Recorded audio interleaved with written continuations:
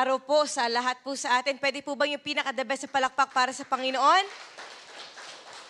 It's good to be in the house of the Lord. Alam niyo po, nasa last leg na tayo ng taon ng 2024. Sino dito? Grabe po, napakabilis ng araw. At pwede bang batiin mo na yung katabi mo, Merry Christmas! Batiin niyo po yung nasa likod niyo, manigong bagong taon! Amen! Alam niyo, just ilang mga Sundays na lamang po, ilang weeks na lang, magsa-celebrate na po tayo ng araw ng Kapaskuhan. At mamaya po ng konti, alam niyo po, after 4 weeks, ay, matatapos na po ang taon ng 2024. At sino dito makaka-relate po? Napakarami nating pinagdaanan. Taas po ang kamay. Ang daming nagdaan ngayong taon ng 2024, but it doesn't end there. Alam niyo po mga magulat, mga kapatid, ngayong araw po na ito, ngayong umaga na ito, atin pong tunghayan, atin pong pag-usapan, hindi lang tayo magsisimula ng maganda, pero sino po dito naniniwala by the grace of God, tatapusin po natin ang taon na ito ng pinalakas, pinagtibay ng ating Panginoong Yesus. And who can say amen to that?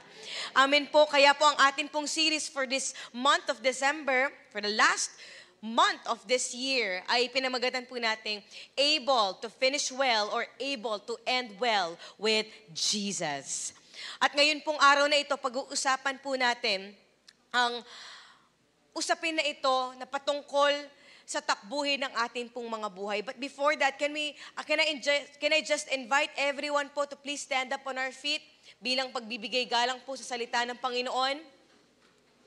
As we read the Word of God that is found in Hebrews chapter 12, verses 1 to 3. Can we just, diretso na po tayo sa Pinoy version?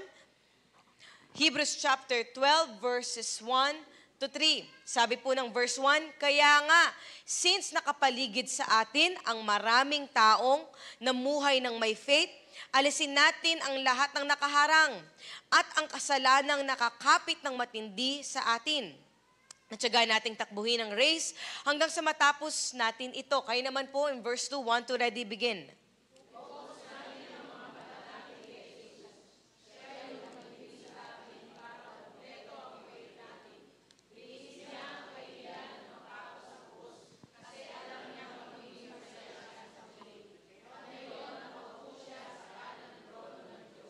At sabay-sabay po nating basahin in verse 3, isipin nyo na lang kung anong pinagdaanan niya, kung paano kinaya ang pahirap na ginawa sa kanya ng mga makasalanan.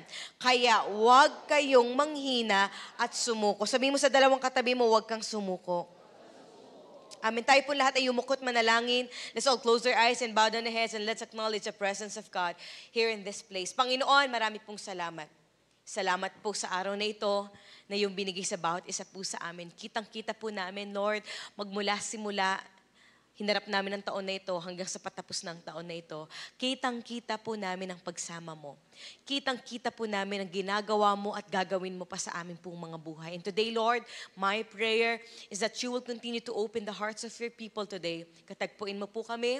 Lord God, maranasan ka namin sa lugar na ito. Wala kang lalagpasan. Lord, we pray, even as we close this chapter, O God, of this year, Lord, we pray na patuloy kaming patuloy kaming tatakbo sa pinapagawa mo at sa layunin mo sa bawat isa po sa amin. We thank you so much, Lord.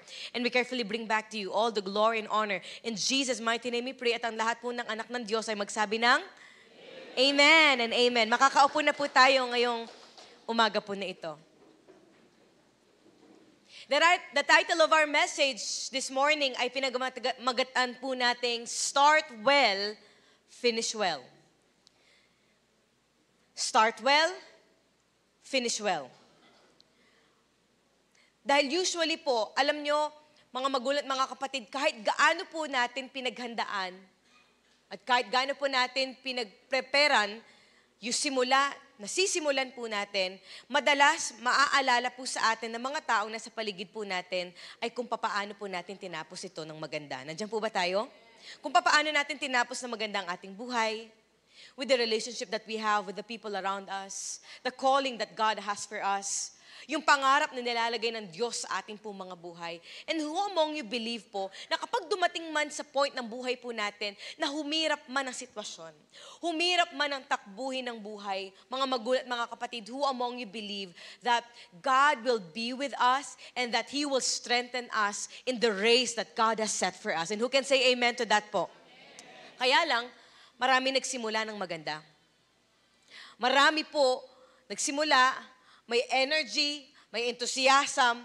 Pero sino po dito along the way, may mga pagkakataon po sa buhay natin, kalagitnaan ng atin pong pagtakbo, dumarating po yung time na gusto na nating sukuan. Dumarating po yung time na gusto na nating bitawan ng lahat-lahat sa ating pong mga buhay.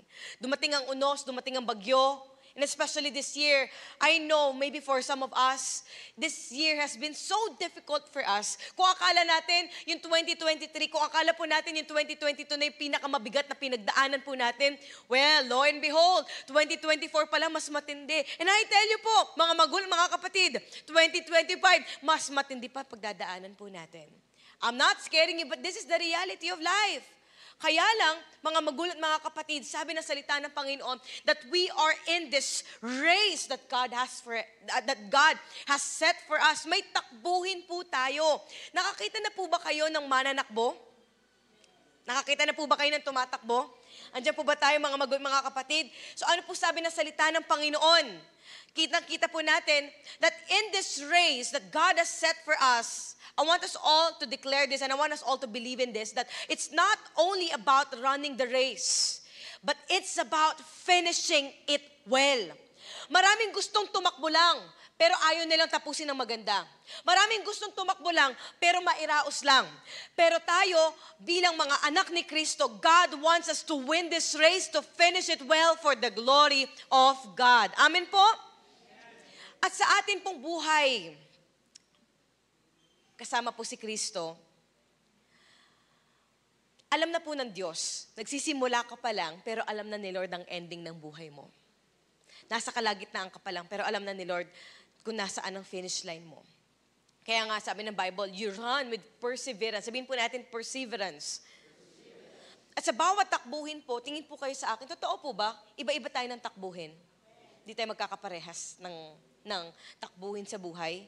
Kaya lang, dumarating po sa point ng ating po mga buhay na kino-compare natin yung takbuhin natin sa takbuhin po ng iba. Lalo na kapag ito po, humihirap na yung takbuhin. Humihirap na yung nilalakaran po natin. May mga times, totoo po ba yun? Ang daling tumingin sa takbuhin ng iba at sabihin, siguro kung tinatakbo ko yung tinatakbo niya, edi sana wala akong problema ngayon. Kasi mukhang madali, kayang-kaya niya.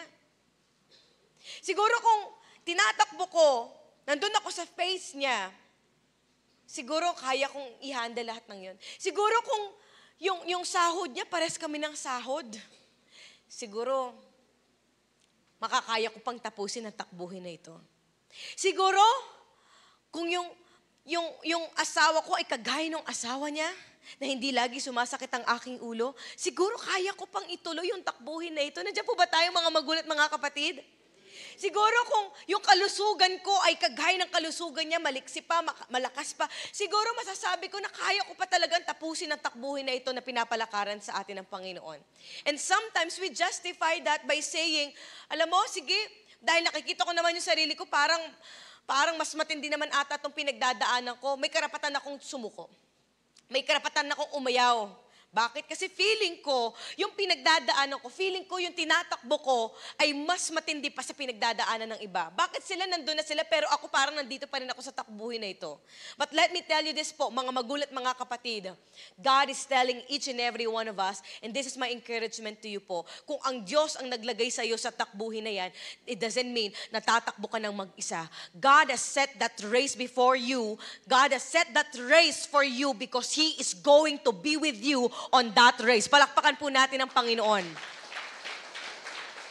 So, hindi natin tatapusin to ng mag-isa lang. Sabihin mo sa katabi mo, dalawang katabi mo, hindi ka mag-isang tatakbo. Sabihin mo sa nasa likod mo, hindi ka soloista. Tatakbo tayo kasamang Panginoon. Darating yung time, sa totoo po ba yun? Habang tumatakbo tayo, mapapagod tayo. Darating yung time habang tumatakbo po tayo, habang tinatapos natin yung buhay na pinapalakaran sa atin ng Panginoon, matatapilok tayo, madadapa tayo. But God is already there to help us and save us as we finish this race for the glory of God. Taas ang kamay na gusto pong matapos natin ng maganda. Hindi lang po ng taon na ito kasi, sige, bago nyo po itaas yung kamay po ninyo, kasi kahit na matapos po ang taon na ito, sa mga susunod na taon, tuloy pa rin ang buhay. Tuloy pa rin ang takbo. And it doesn't mean that this year may end. Tapos na din ang lakad ko. Tapos na din ang takbuhin ko sa Panginoon. Habang lumilipas ang panahon, habang lumilipas ang taon, kapatid, tuloy-tuloy pa rin ang takbuhin natin kay Lord. So taas na kami ng gustong matapos, hindi lang matapos, pero matapos ng maganda, matapos ng pinagtibay ng Panginoon. Taas ang dalawang kamay. So if you're going to finish well, you got to keep running until you reach the finish line. Takbo lang. Hanggat hindi mo pa nakikita yung finish line mo, tumakbo ka hanggang sa makita mo, Lord, finally, I can see the finish line that you have set for me. Pastoran, tanda ko na. Bakit usapin yung pagtatakbo? Kanina po, nagtanong po ako sa 8 a.m. service. Nagtanong po ako sa isa po nating elderly po doon.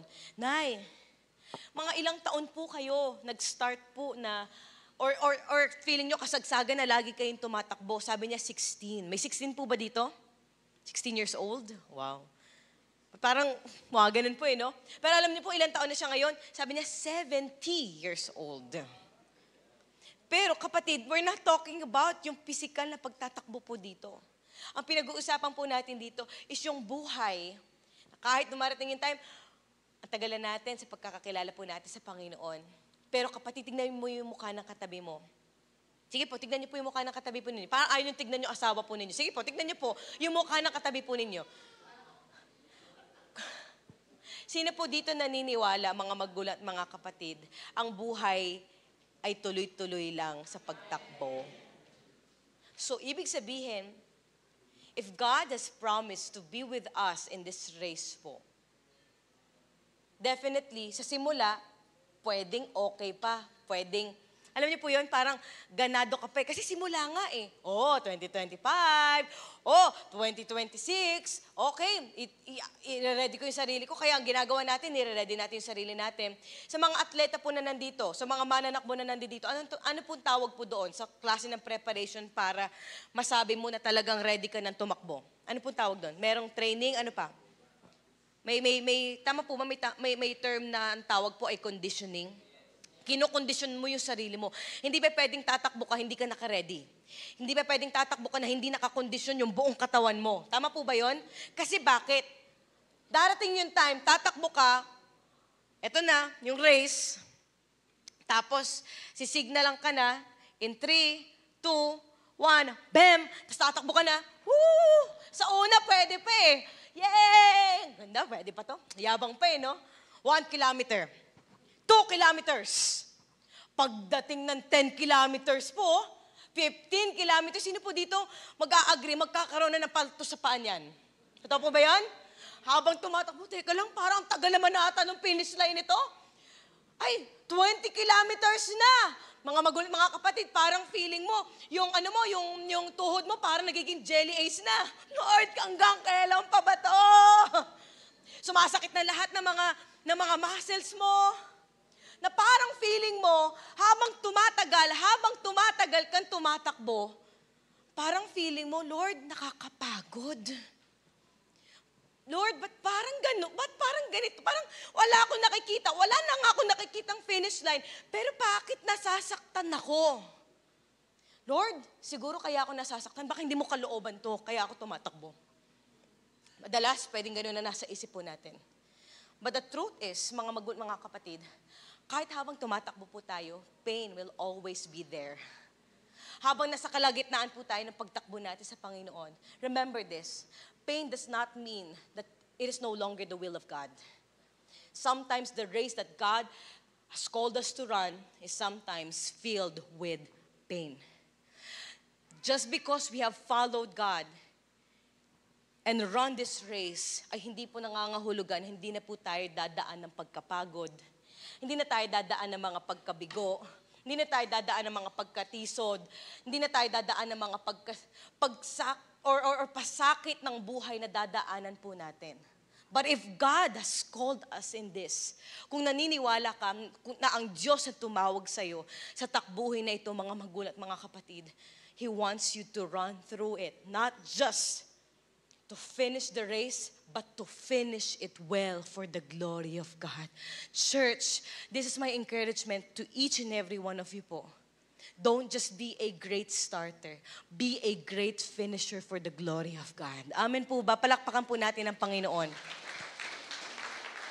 So, in this passage, in Hebrews chapter 12, verse 1 to 3, ano po ang mapupulot po natin dito as we run this race for the glory of God? Sa takbuhin po ng ating mga buhay, sa pagtuloy natin sa Panginoon, may mga times mabilis yung takbo natin, may mga times na mabagal yung takbo natin. Pero ano po dapat natin gawin for us to finish well for the glory of God? Bibigyan ko po kayo, babahaginan ko po kayo ng 3 bagay lamang po. Number 1, according to Hebrews chapter 12, verse 1, let's talk about this. When you are running the race for God, kailangan po walang excess baggage. No excess baggage. Naranasan niyo na po bang maiwan ng eroplano dahil may excess baggage kayo? Ako po, madalas po akong lumalabas. Kumbaga parang matik na po sa akin yan. Kapag either merong sobra sa bagahe, either maiwan ka o magbabayad ka ng alin po? Ng malaki. I remember this one time po, kami po ay nasa mission trip. Way back po I think that was 2018 po. Kasama po natin si Coach Jang po nun. Alam niyo po, pabalik na po kami dito sa Maynila. Tapos, so kami po, dahil ilang araw lang po yun, ang dala-dala lang po namin ay hand carry. Ibig sabihin yung hand carry lang po na maliit. Wala pong check-in. So lahat kami may mga kanya-kanya kaming maliit ng dala. So to make na lang story short po, ini-scan na pong ganon. Tapos bigla pong may humarang po sa amin. Clear kami, nila pastor, kasi 3 po kami magkakasama. Clear kami, tapos naiwan po si Coach Jang. Pinabukas po sa kanya yung maleta. Sabi sa kanya, Ma'am, overweight po. Bawasan niyo po yung gamit po ninyo. Sabi niya, paano ko babawasan? Hand carry lang tong bitbit ko.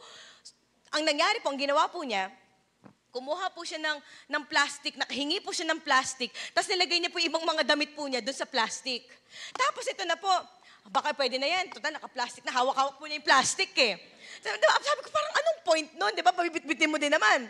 Tapos, tinimbang po ulit. Alam niyo po, sabi, Ma'am, ano pa rin po, tawag dito, overweight pa rin po. Sabi po ni Coach Jang, anong overweight dito? Laptop na nga lang at saka yung ibang gamit ko na nga lang yun nandito. Sabi niya, hindi po ma'am, hindi po pwede. Alam niyo po, to make the long story short, pati po yung laptop niya, naka-plastic na din, nakalagay na sa ibang bag namin. Ang natitira na lang po yung mismong maleta na lang niya. Yung pala, yung maleta, yung mabigat po. Dala-dala po niya, yan ma'am, okay na po yan. Sabi po ni Coach Jang, ha? Tapos wala na kalaman-laman, wala tong laman. Hindi po ma'am, okay na po yan, tama na po yung timbang niyan. Tapos, tumatakbo po kami kasi na-late na po kami sa biyahe. Cause of delay, mga magulat, mga kapatid. Ano pong moral lesson po nito? Wala lang, naikwento ko lang po. Ang moral lesson po nito, mga magulat, mga kapatid, if it's unnecessary in your life, remove it in your life so that it will not be hindered for you to go and walk and run this race that God has set for you. Amen? Bakit? Sa pagtakbo, totoo po ba yun? Wala kayong nakitang tumatakbo na atleta na ang dami-daming bitbit. Totoo po ba yun? Kuya Makoy, takbo ka nga dito. Pakibilisan naman po konti, ayan. Sabi, ready ah. Pwede po bang yung takbo talaga? Takbo? Totoo po ba sa pagtakbo natin sa Panginoon? May mga times, habang tumatakbo tayo, sabihin na natin, ilang kilometers na yung natatakbo mo, Kuya Makoy? 1,000 na. Wow, 1,000 na. Grabe at talagang kita. Pero alam niyo po, habang kalagitnaan ng kanyang pagtakbo, wag po kayong titigil dyan. May mga pagkakataon, habang nasa kalagitnaan ng pagtakbo, hindi natin namamalayan, may mga nabibitbit na tayo sa buhay natin, kagaya ng kasalanan. Ay, hindi, okay lang yan. Tatakbo ko kasi wala naman nakakakita sa akin eh. Gagawin ko to. Kasi okay pa naman, makakatakbo pa naman po siya, di ba? Sundan po natin. Habang tumatagal, galing umakting ni Kuya Makoy eh, no? Sundan po natin, tumatagal na sa journey, tumatagal na sa kanyang takbuhin, sa race. Hindi lang sin ang kanyang daladala. Daladala na din niya ang pride. Kaya pang tumakbo? Oh, syempre, kaya pang tumakbo. May pride ako eh. Takbo pa, Kuya Makoy. Syempre, pag pinagsama mo na yung sin at yung pride, mamaya-maya ng konti, definitely, magkakaroon ka ng mga hidden agenda na. Nagugulat ka na lang. May mga kanya-kanya na, iba na yung nagiging dahilan kung bakit ka tumatakbo. Nagiging iba na yung dahilan, nagiging tao na lang. Pero tatakbo pa rin siya. Tama ba? Pero hindi na kasing bilis ng pagtakbo niya kanina. Try mo nga tumakbo doon, Kuya Makoy, pag ganun, pabalik-balik. Para naman, ano ba yan? Para naman real life situation tayo. Ayan, sige. Try mo tumakbo pag ganun, Kuya Makoy. Para ma-exercise. Tapos, pabalik. Dahil may hidden agenda, nakakatakbo pa naman, pero dahil nga may hidden agenda, meron na ding may mga hindi nasisettle na issues, 2024 na hindi ka pa rin nakakapag-move on. Try mo tumakbo, Kuya Makoy. Kaya pa? Makakababa ka pa kaya? O dyan ka na lang. Tingnan niyo po, nakakabante pa po ba kaya siya? Kaya naman eh. Takbo niya pero nandun pa rin siya sa lugar na yon. Are you here with me, mga kapatid? Pagkatapos nun, dahil nga may mga unsettled issues, 2025 na, pero alam mo, mumultuhin ka ng iyong, yan na, ang nakaraan.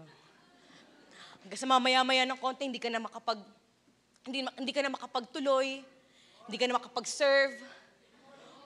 Kaya pa bang tumakbo? Pagod na ba? Ilang kilometers na, Kuya Makoy? 5,000 kilometers. Wow, 5,000 kilometers. Praise the Lord. At dahil may mga bit-bit siya na ganito, mamaya-maya ng konti, alam niyo po, ang bit-bit niya na every single time na tumatakbo siya, yung lahat ng kanyang mga. At kapag pinagpatuloy po niya na tumakbo, na sobrang dami niyang bit-bit, ano pong mangyayari po sa kanya? Sooner or later, kahit sabihin niyang kaya niya, pero dahil ang dami-dami niyang bit-bit, babagsak siya. Darating yung time, dahil pilit niyang binibit-bit lahat ng mga baggages na to, mga kapatid, yung iba nandun na sa finish line, pero siya nandito pa rin. Bakit? Papabagalin ka lahat ng mga bit-bit mo. Kaya po, alam niyo po, sabi ng Bible, Hebrews chapter 12, verse 1b, sabi na salita ng Panginoon, let us drop. Sabi nga po natin, drop. Drop every extra weight, every sin that clings to us and slackens our pace, nagpapabagal sa'yo, and let us run with what? With endurance, the long race set before us. Sabi sa Pinoy version, kaya nga since nakapaligid sa atin ang maraming taong namumuhay ng may faith, alisin mo yung hidden agenda. Alisin mo lahat ng pride. Tanggalin mo yung worries mo. Hindi mo kailangan yan, kapatid, sa pagtuloy mo ng takbuhin mo. Tanggalin mo yung nakaraan mo, nangyari na yon. Pagtanggalin mo lahat ng mga unsettled issues, settle mo. 2024, hindi pa natatapos, settle mo yung dapat isettle sa buhay mo. Pati yung kasalanan. Sabi doon, sin that easily entangles us. And I tell you, mga kapatid, hindi mo pa yung nakikita yung finish line, pero pabibilisin ka. Dahil bakit? Dahil sa biyaya at tulong ng Panginoon. You can run this race with perseverance.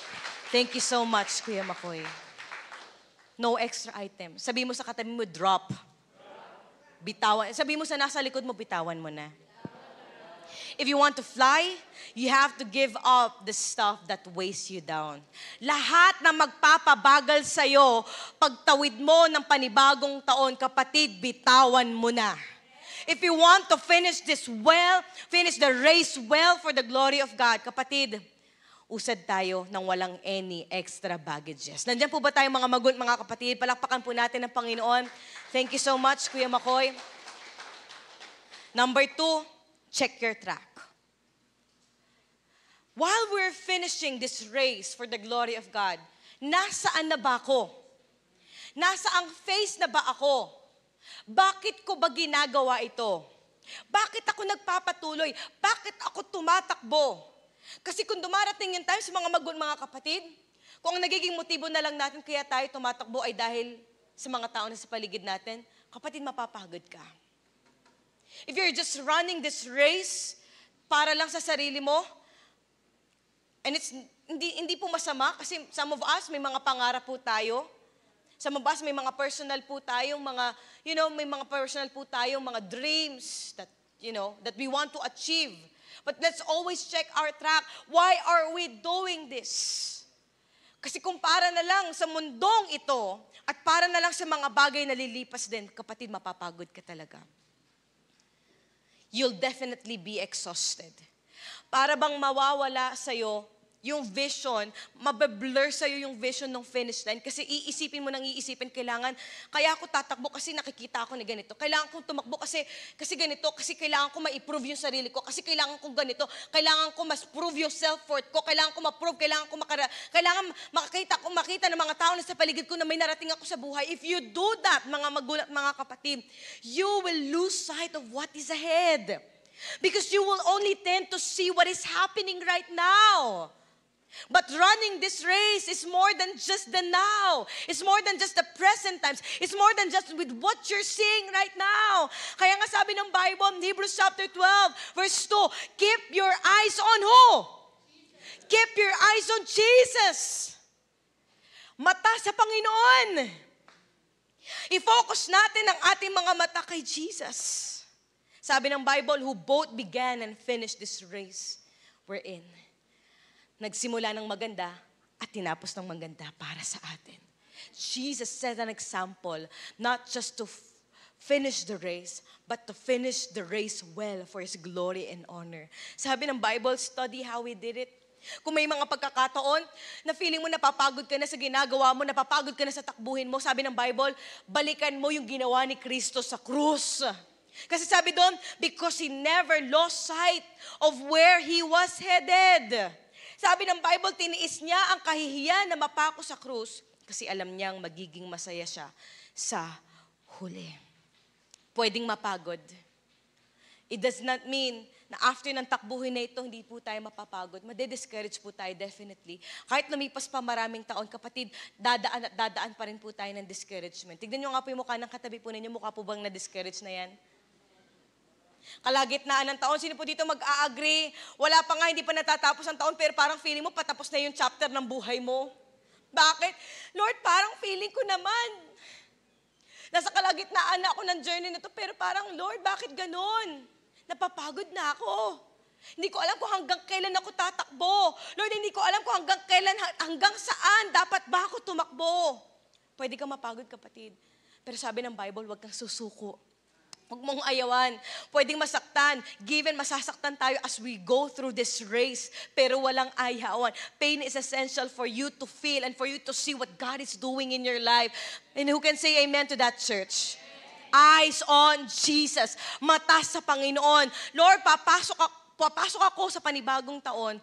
Ang mata ko pa din, Lord, ang isipan, ang puso ko, nakatuon pa rin sa iyo, Panginoon. Because, Lord, ayoko lang magsimula ng maganda. Gusto kong matapos ng maganda itong race na pinagkatiwala mo po sa akin. Palakpakan natin ang Panginoon. Hanggat may nakikita ka, at hanggat nakikita mo si Jesus sa finish line, kapatid, tumuloy ka. Hanggat nakikita mo yung pangako ng Diyos sa iyo na hindi ka niya iiwan, hindi ka niya pababayaan, kapatid, you have all the more reason to run this race and finish this race for the glory of God. May mga ilan po sa atin, maybe for some of you, nag-pause po kayo for a while sa inyong takbuhin, but it doesn't mean na tapos na ang iyong race. It doesn't mean na tapos na ang iyong takbuhin, tapos na yung ginagawa ni Lord sa buhay mo. Kapatid, as long as you are living today, hanggat nabubuhay ko, isa lang ibig sabihin ng mga kapatid, hindi pa tapos ang Diyos sa buhay mo. You're just in a season right now where you feel like you're discouraged, where you feel like you're in pain. But this is just a season. There is no permanent season. This is only temporary. Ituloy mo yung takbo kasi sasamahan ka ng Panginoon. Eyes on Jesus. And the last, pangatlo po, no excess baggage. You check your track. Lord, nasa ang track na ako, I want to see where I am at right now. Kasi gusto ko, Panginoon, Lord, kung nasaan ka, doon ako tutungo. And the last is, after you check your track, you finish it well. Finish well. Tapusin natin ang maganda. Huwag mo lang tapusin. Yung iba, mairaos lang, matapos lang. Pero hindi talaga nila binigay yung the best nila. Pero ibang disenyo sa atin ng Panginoon, mga kapatid. God wants us to finish it. Hindi lang matapos mo, pero you win that race. Because, you know what? At the end of the day, tingin po kayo sa akin. Knowing that Jesus is at the finish line is even worth running for. Knowing that Jesus is in the finish line is even worth trying for. May mga time, mga kapatid, hindi ko sinasabing magiging perpekto ang takbo mo. Matagal ka man sa iyong pananampalataya sa Panginoon, maybe you're just here today. Nagsisimula ka pa lang ulit. Or maybe for some of you, tatakbo ka pa lang. Some of you, matagal na sa lakad mo, nasa gitna ka na. Yung iba naman, hindi ko po alam. Wala naman nakakaalam. Baka nandun ka na sa last phase ng iyong pagtakbo. Who knows? Sa tayo, sabi ng Panginoon sa atin, you run this race with perseverance. You run this race with endurance. But here's the reality. Habang tumatakbo tayo, definitely there will be some point in our lives na gumagawa tayo, tumatakbo tayo, pero parang feeling natin na walang nangyayari sa pagtakbo natin. Are you here with me? Feeling natin, habang tumatakbo po tayo, ganda naman ang simula natin. Yes, Lord! I will follow you! I will give my life to you, Lord!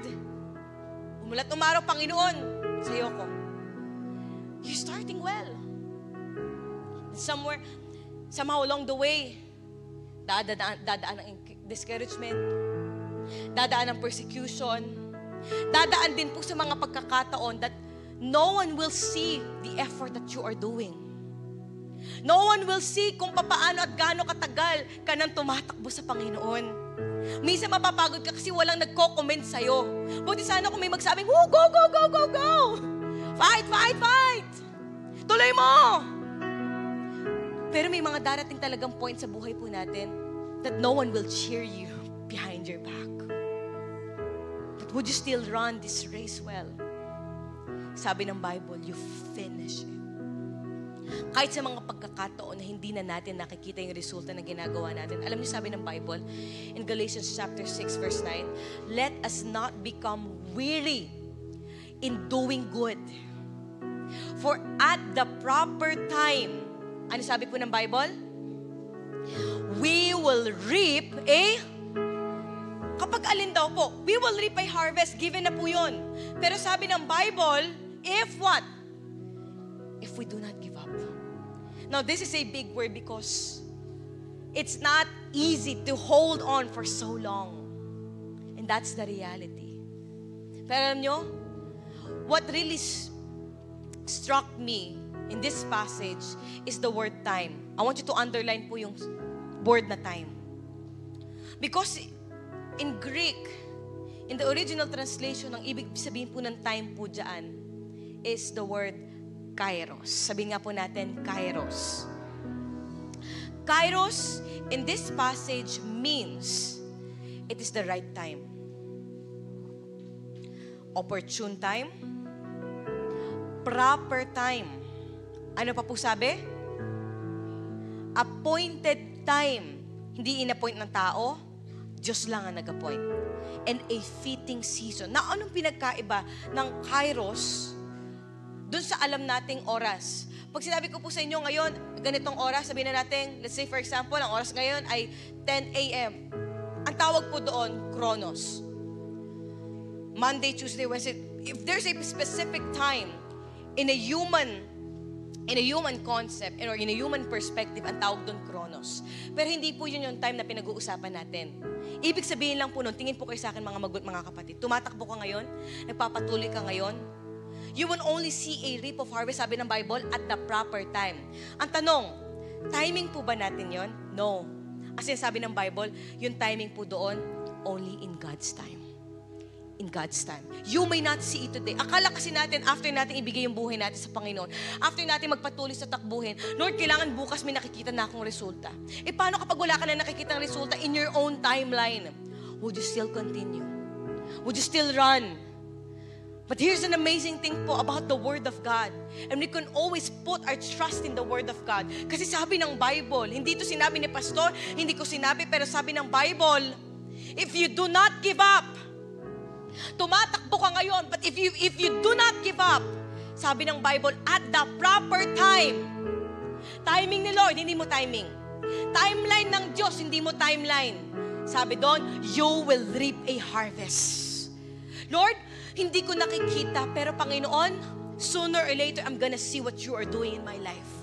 Ngayon, hindi ko nakikita, Panginoon, kung anong saysay ng tinatakbo ko ngayon. Pero Lord, isa lang ang gagawin ko. Magtutuloy ako sa iyo. Kasi Lord, kung ang pangako mo, hindi mo ako iiwan, hindi mo ako pababayaan. And at the proper time, Lord, I will reap a harvest beyond the reward. Yung malaman ko lang, Panginoon, nakasama kita sa takbuhin na ito, isang napakagandang encouragement, Lord, ka na magpatuloy sa buhay na ito, no matter what season I am going through right now. Palakpakan po natin ang Panginoon. You may not see what God is doing right now, church. Maari patapos na yung taon na ito ng 2024. Feeling mo parang walang naging saysay. Feeling mo parang patapon lahat na nangyayari sa buhay mo. But remember this, church, sabi ng Bible, in God's time, you will reap a harvest. You will see what God is doing in your life. Hindi sa timing mo. Sa timing, na kapag alam ni Lord, ready ka nang makita at ma-witness yun. And then you will see and testify, Lord, salamat. I'm gonna end this year. I'm gonna finish it well. Hindi sa gana ng aking lakas. I'm gonna finish it well, Lord. May nakakakita man o wala. But Lord, I'm gonna continue to run this race well for your glory and honor. If you will continue to be faithful today, church, you will reap a harvest tomorrow. Pwede po ba tayong lahat ay tumayo ngayong umaga po na ito?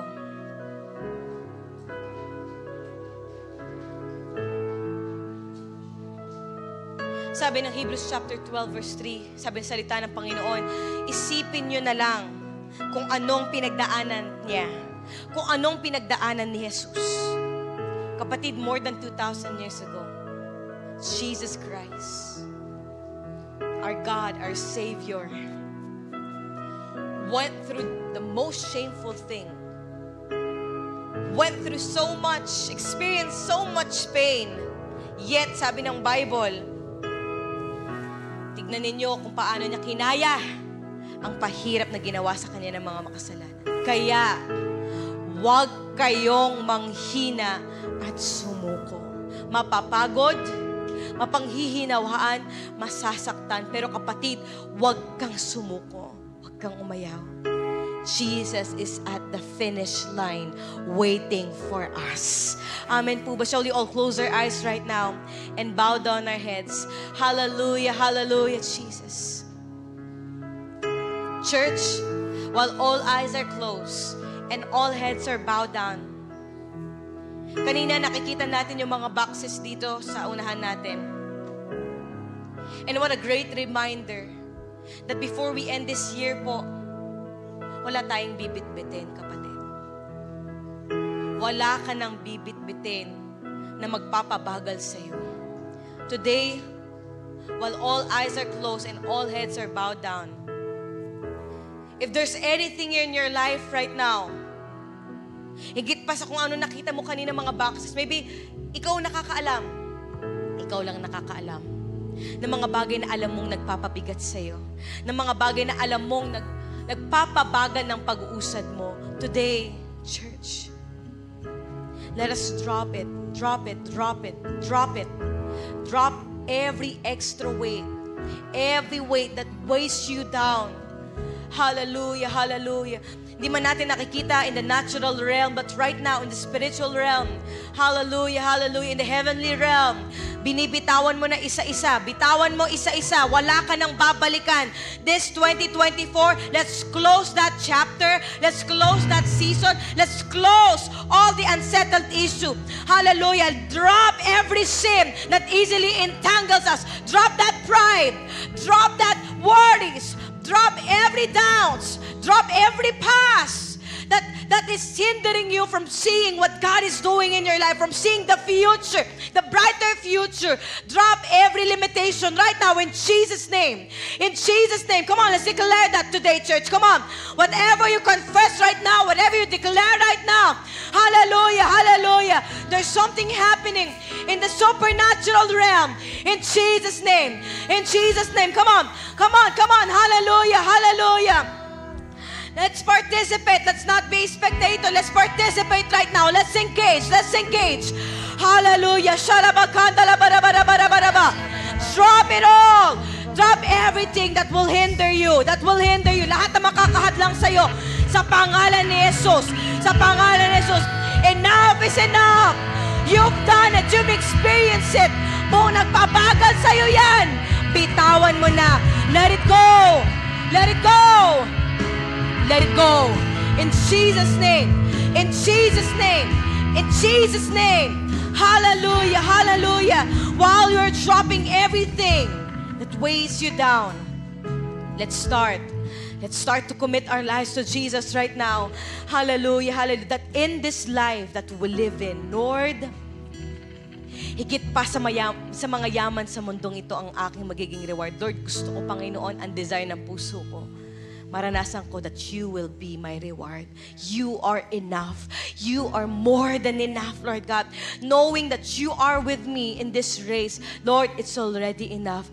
Tatakbo ako, magpapatuloy ako sa race na ito na pinagkatiwala mo sa akin. Hallelujah. Let's worship the Lord right now in this place. Come on, come on. Hallelujah. Let's worship the Lord today. Hallelujah, hallelujah. Hallelujah, Jesus. Christ is my reward and all of my devotion. Now there's nothing. Now there's nothing in this world that could ever satisfy. Kahit saan kami pumunta, Panginoon, you will only be the satisfaction of our lives. Through every trial, my soul will sing, no turning back. I've been set free. Everybody who's running this race for the glory of God, Christ is enough for me. Christ is enough for me. Everything I need is in you. Everything I need. Christ is enough for me. Christ is enough for me. Everything I need is in you. Everything I have decided, Lord. I have decided to follow Jesus.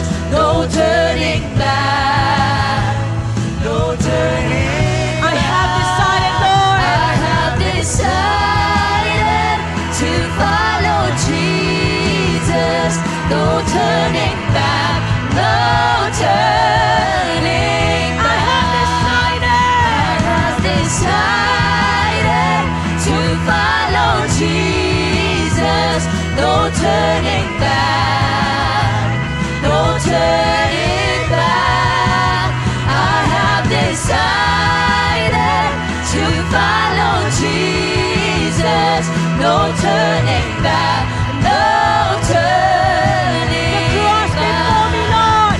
The cross before me, the world behind.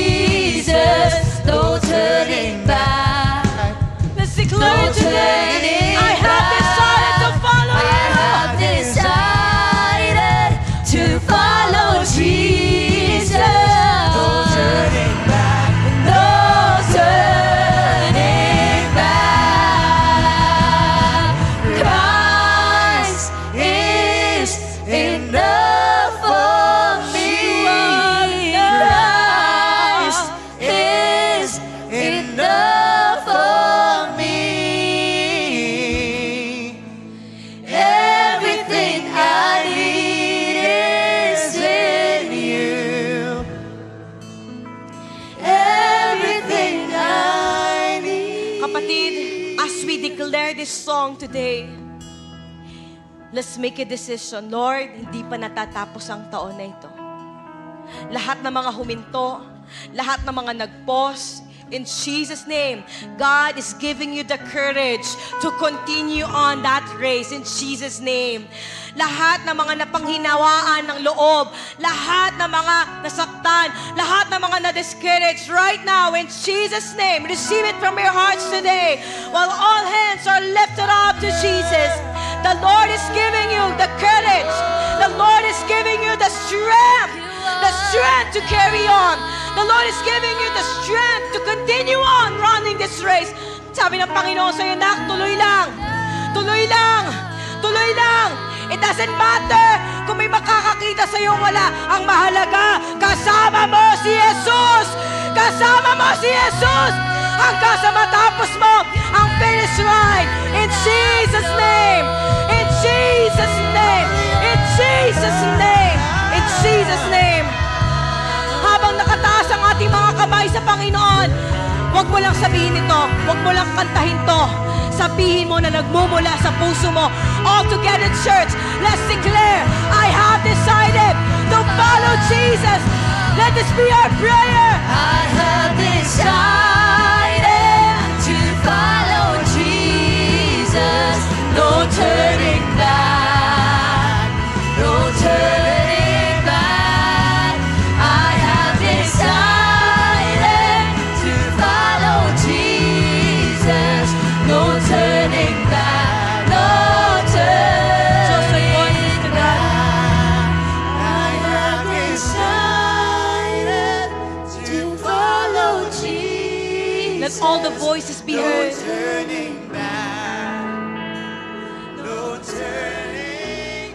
Listen to your voice right now, making a commitment to God.